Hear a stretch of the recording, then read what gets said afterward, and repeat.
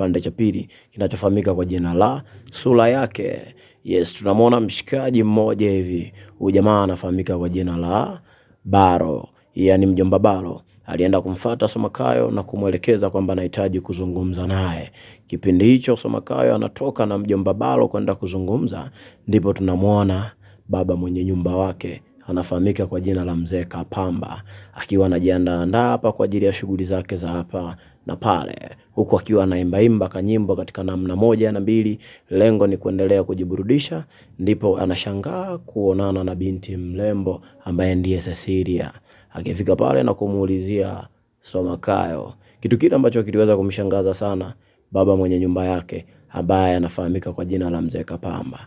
Alishangaa sana na kusikitika kwamba inakuwaje Daudi anauliziwa na mabinti warembo kama hivi yani. Kutokana na umate aliokuwa nao, kiukweli alitamani sana aweze kupata kitu chochote kile kutoka kwa huyu mwanadada mrembo Cecilia mwenye figa za kutosha. Lakini pia Cecilia aliweza kumwahidi kwamba ukifanikisha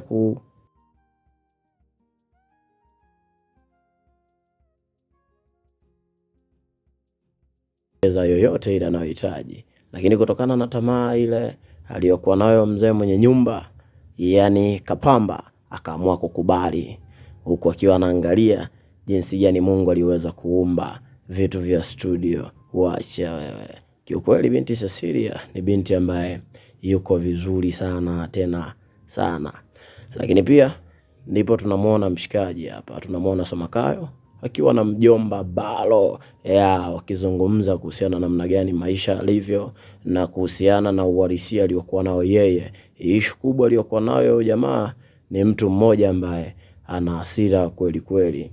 Ndipo Daudi au Somakayo anamuelekeza mjomba Baro ya kwamba maisha sasa hivi yamekuwa ni magumu sana.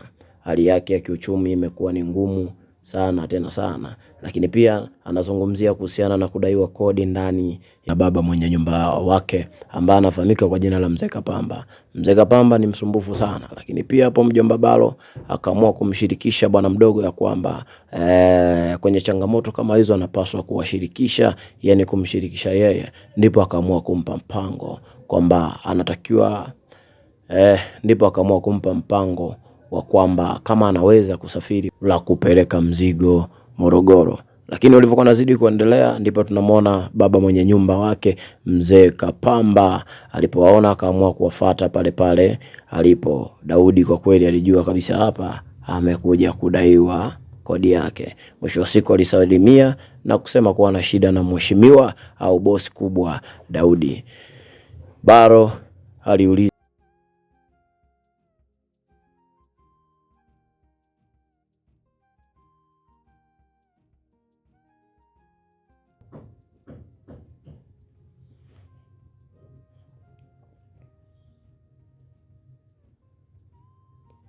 ndipo mwenye nyumba wake akamchukua Daudi na kuondoka naye au Somakayo.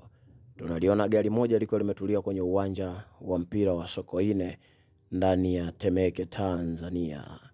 Ndipo tunamwona mheshimiwa Daudi pamoja na mwenye nyumba Kapamba akiwa anakuja na pikipiki yake. Mwisho wa siku akasimama. Mzee Kapamba akaamua kumwambia kwamba nenda mule kwenye gari, kuna mtu anakuhitaji, kuna mtu ana shida na wewe. Mwisho wa siku Daudi akaamua kushuka au Somakayo akaamua kushuka na kuelekea moja kwa moja kwenye hilo gari. Alipofika kwenye hilo gari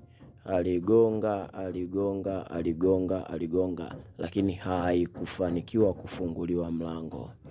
Aliendelea kugonga na aliendelea kuita aliyoko kwenye gari. Lengo kubwa ni ili aweze kutoka. Kitu kile ambacho kilimpelekea yule binti alipomwona akawa analia sana. Hatujui changamoto ilikuwa ni nini. Ni hadi sasa binti mrembo Cecilia. Daudi akaamua kuchukua pikipiki yake na kuondoka zake. Ndipo Mzee Kapamba akaamua kuelekea kwenye gari aliko yule binti. Wakati huo Daudi akiwa anawasha pikipiki yake na kuondoka. Ndipo hapo tunamwona binti Cecilia mrembo akiwa anatoka kwenye gari na kwenda kuzungumza na Kapamba. Kitu ambacho mheshimiwa au Mzee Kapamba kilimkwaza sana na kumuumiza kwa kiwango kikubwa sana. Amehitaji mtu aletewe, ameletewa, halafu anashindwa kutoka kwenye gari. Mwisho wa siku anaishia kwenye kuloki milango. Mwisho wa siku huyo binti akaamua kumwambia Kapamba kwamba nina mazungumzo na wewe, nahitaji uingie kwenye gari, nahitaji nikuelezee kwa kina kwa nini haya mambo yote yanaweza kutokea. Kutokana na tamaa na umatomato, mzee Kapamba alimtazama sana yule binti, hususani shepo aliyokuwa nalo. Mwisho wa siku akaamua kuingia kwenye gari. Ndipo tunawaona wakiwa wanatoka na huo usafiri na hilo gari zuri sana ambalo linaendana na huyo binti mrembo.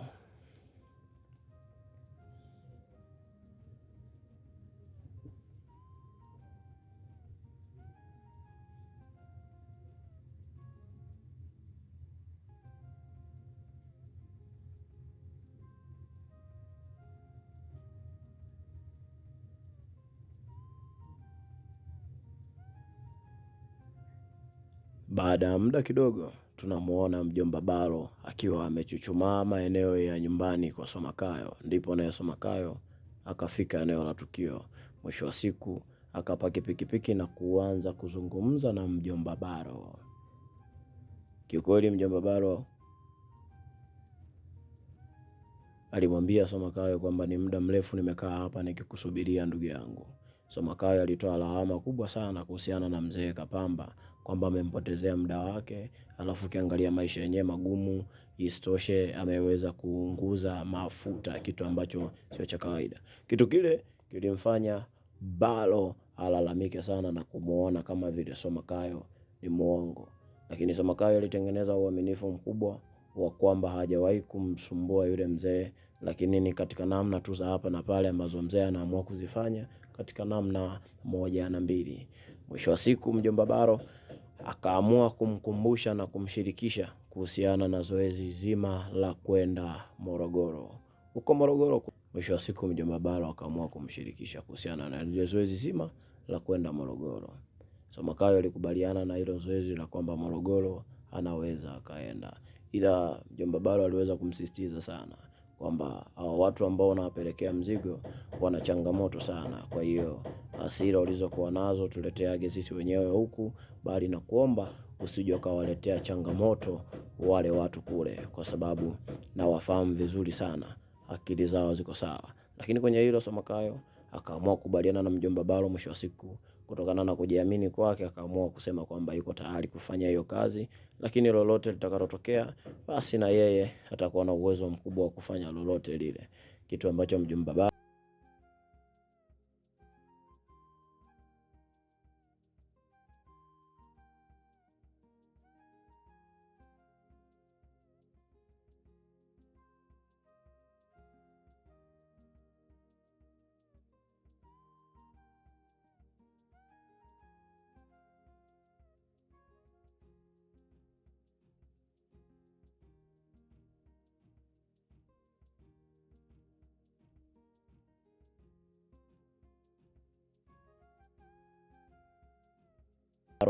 hakutaka kukiona kwa Somakayo.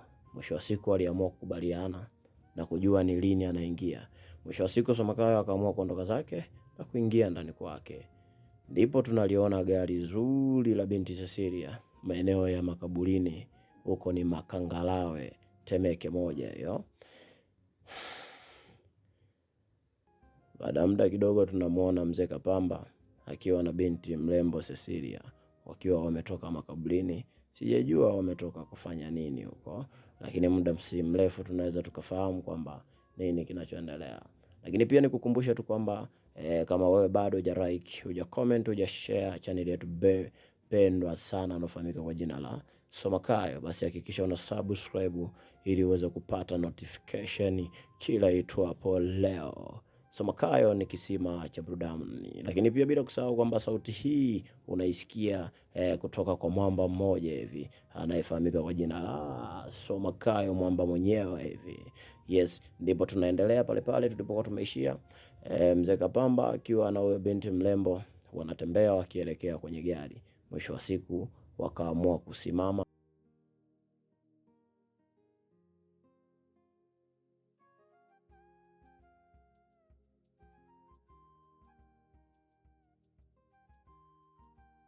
Kiukweli mzee Kapamba alisikitika sana na kuonekana kwamba lile kaburi waliloenda kuliangalia pale, pamoja na ile picha ambayo iko pale, ni mtu ambaye anafanana sana na Somakayo.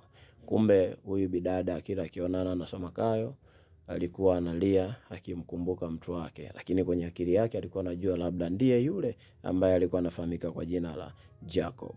Lakini kutokana na changamoto hiyo ndio ikampelekea mwisho wa siku akaamua kumpeleka mzee wetu Kapamba kwenye hilo kaburi la huyo kijana, ili mradi aweze kuelewa kwamba ni kwa nini mwanadada huyu anayapitia hayo yote anayoyapitia.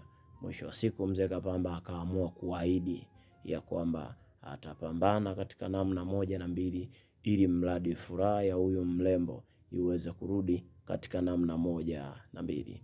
Alimwahidi sana tena sana. Mwisho wa siku binti mlembo alifurahi kusikia maneno mazuri kutoka kwa huyo mzee. Japokuwa alikuwa anaumia sana ndani ya moyo wake, lakini alimwahidi mzee ya kwamba lolote likifanyika ambalo ni jema, hana uwezo wa kumpa zawadi moja nono sana, kitu ambacho hakijawahi kutokea kwenye maisha ya mzee Kapamba. Kiukweli mzee Kapamba alifurahi kusikia hivyo, akiamini kwamba ameanzisha maisha yake mapya kuwa karibu na binti mlembo Cecilia, binti ambaye anafiga, binti ambaye ni mlembo mwenye rangi asili. Napokuwa tunazungumzia rangi asili, ni Muafrika original mwenye rangi yake isiyokuwa na makando kando. Basi mzee Kapamba alimnadi sana huyo binti na kumwahidi kwamba faraja yake itarudi muda si mrefu, kwa sababu mzee Kapamba pamoja na Somakayo ni mtu na mpangaji wake. Kwa hiyo anaamini kabisa ana uwezo mkubwa wa kumrudisha Somakayo kuwa karibu na binti mlembo Cecilia.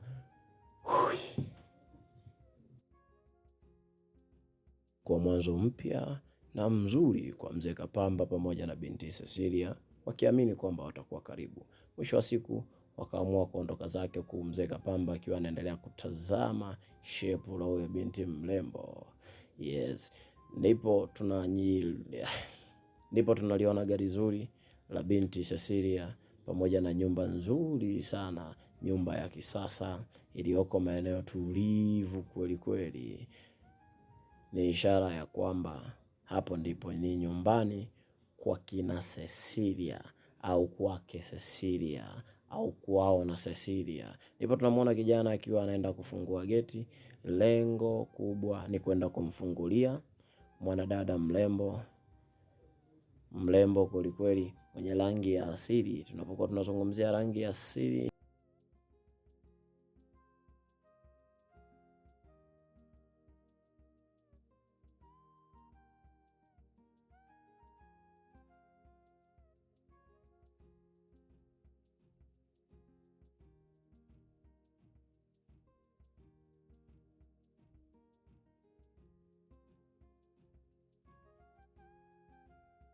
bwana, geti lilifungwa. Walioko kwenye gari wakaamua kushuka. Lengo kubwa ni kuweza kuingia ndani ili kupata utulivu kutokana na harakati ambazo zimefanyika huko Uswahilini. Mzee Kapamba hajazoea kuingia kwenye mazingira kama hayo. Mwisho wa siku alikuwa ni mtu wa kujishangaa yeye mwenyewe. Walipoingia hapo sebleni, tunashangaa kuiona picha moja hivi kwa mbali kabisa. Ni picha ambayo ninahisi ni picha ya mtu ambaye tunamfahamu. Ndipo binti mlembo Cecilia akaamua kumuonyesha mzee Kapamba kwamba yule aliyoko makaburini ndio huyo hapa. Kitu ambacho mzee Kapamba kilimshangaza sana, kwamba mbona kama huyu ndiye yule ambaye mpangaji wangu. Cecilia huku chozi likiendelea kumtoka na kumwambia kwamba hapana, yule aliyoko makaburini ndio huyo hapa.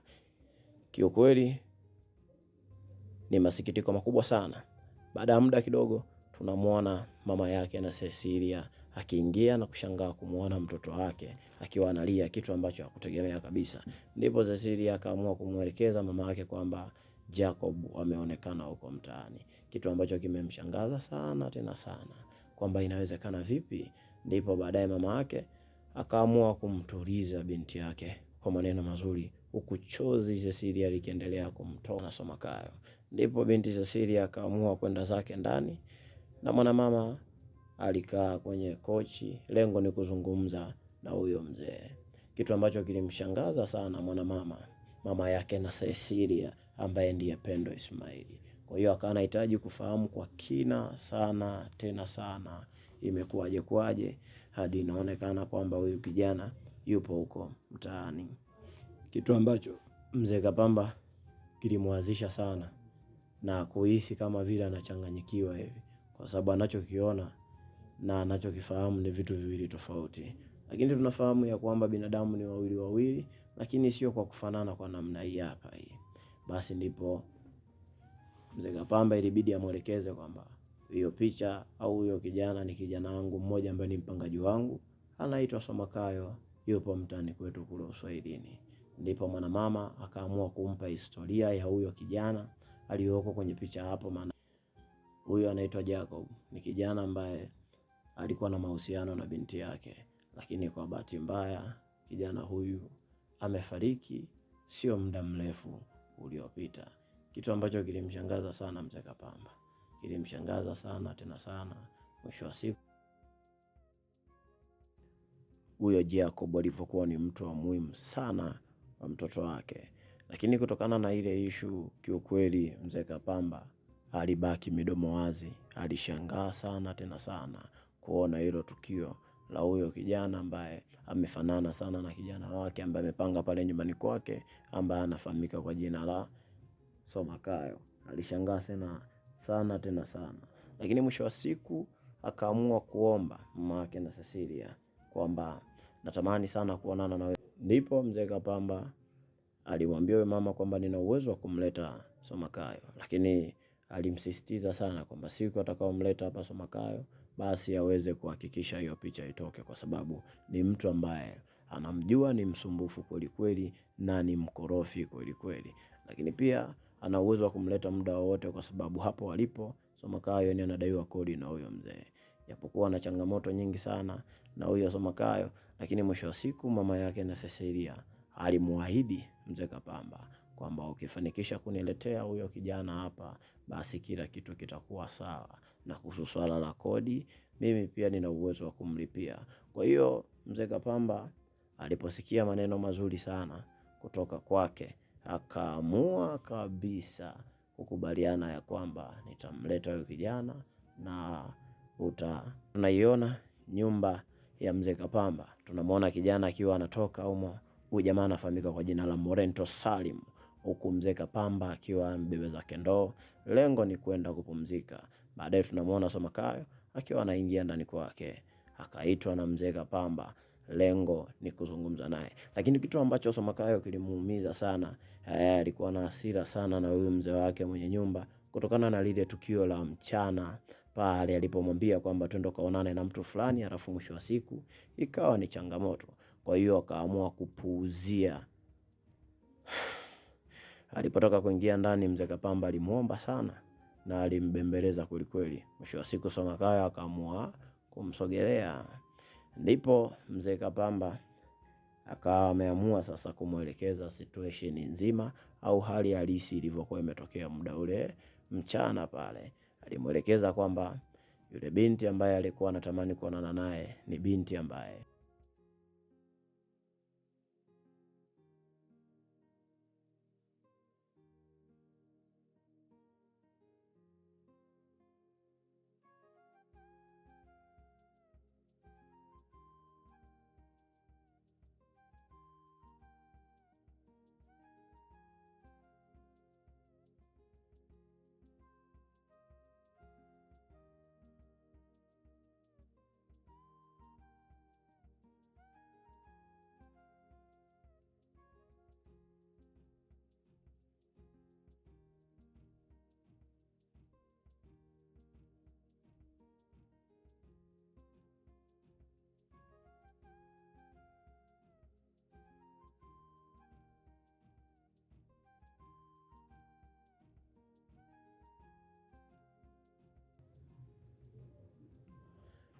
basi mzee Kapamba akawa anamuelekeza kuhusiana na huyo kijana ambaye anaitwa Jacob marehemu, ambaye amefanana sana na Somakayo. Lakini mwisho wa siku mzee Kapamba aliendelea kumsisitiza na kumuelekeza na kumwambia kwamba vitu anavyovifanya inakuwa sio vizuri, sijui kwa sababu ya kazi anayoifanya ya bodaboda. Maana inafahamika kwamba dereva bodaboda hawako sawa kiakili, lakini kitu ambacho sio cha kweli. Dereva bodaboda wako makini sana na ni watu ambao wana siri nyingi sana za watu wengi. Mwisho wa siku mzee Kapamba akaamua kumuelekeza au kumuomba kwamba yule dada amekufananisha wewe, yani amemfananisha na mtu wake ambaye ndiye alikuwa anampenda sana, na huyo mtu wake anafahamika kwa jina la Jacob.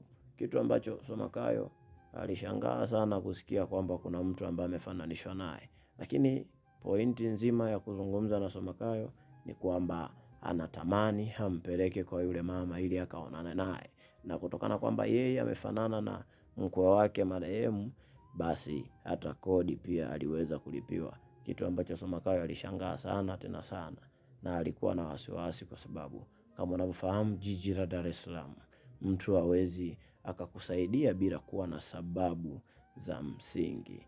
Kitu kile kiukweli kilimwazisha sana Somakayo, lakini kutokana na maneno ya ushawishi ya mzee Kapamba ilibidi akubaliane naye, japo alimuuliza maswali mengi sana. Mzee Kapamba alijitahidi sana tena sana kumuelekeza Somakayo kwamba kila kitu kiko sawa, haudaiwi na mimi sina changamoto na wewe. Kitu ambacho Somakayo alikifikiria sana na kukifurahia, lakini sio kirahisi hivyo. Basi mzee Kapamba aliamua kumuelekeza vizuri sana Somakayo kwamba umepata nafasi ndugu yangu, kwa hiyo naomba sana siku ya kesho asubuhi na mapema tuende kwa yule mama tukazungumze naye. Lengo kubwa uifanye kazi ambayo anataka yeye kuifanya, japokuwa mimi sijui anataka ufanye nini, lakini tukifika kesho pale ndo tutajua. Lakini Somakayo alizidi kusisitiza isije ikawa labda kuna changamoto ambazo zinatokea, maana hapa ni mjini ndugu yangu, naomba sana isije ikawa kuna changamoto. Ana familia yeye, anadai kwamba ana familia, anategemewa. Kwa hiyo aliomba sana tena sana, kutokana na kwamba wanaheshimiana na yeye ndiye baba mwenye nyumba, basi mwisho wa siku akaamua kumkubalia huyo mzee wake na kuhitaji kuelekea naye. Lakini zaidi na zaidi mzee Kapamba alizungumza sana kuhusiana na maisha ya mjini. Mjini kunahitaji ujanja janja, mjini kunahitaji akili nyingi sana, mjini kunahitaji uwezo mkubwa sana wa kufikiria. Kiukweli kwa asilimia kubwa mzee Kapamba alifanikiwa sana tena sana kumshawishi Somakayo kwa kiwango kikubwa sana. Ndipo Somakayo naye aliweza kukubaliana naye na wakawa wameamua kupanga safari ya kwamba kesho asubuhi na mapema wanatakiwa waendelee kule, waende zao wakaonane na huyo mwanamama tajiri Pendo Ismaili au Mama Cecilia. Bana, tunaishia hapa ndani ya kipande cha pili, lakini kipande cha tatu kinachokuja ndio mwisho kabisa wa kazi yetu. Usisahau kusubscribe, kulike, kushare, comment lakini pia na kushare channel yetu pendwa, channel yetu pendwa inayofahamika kwa jina la Somakayo. Ingia zako YouTube pale, subscribe. Ukisubscribe utapata kila aina ya notification yoyote nitakayoweza kuiachia, kazi yoyote nitakayoweza kuiachia ndani channel yetu ya Somakayo. Basi hakika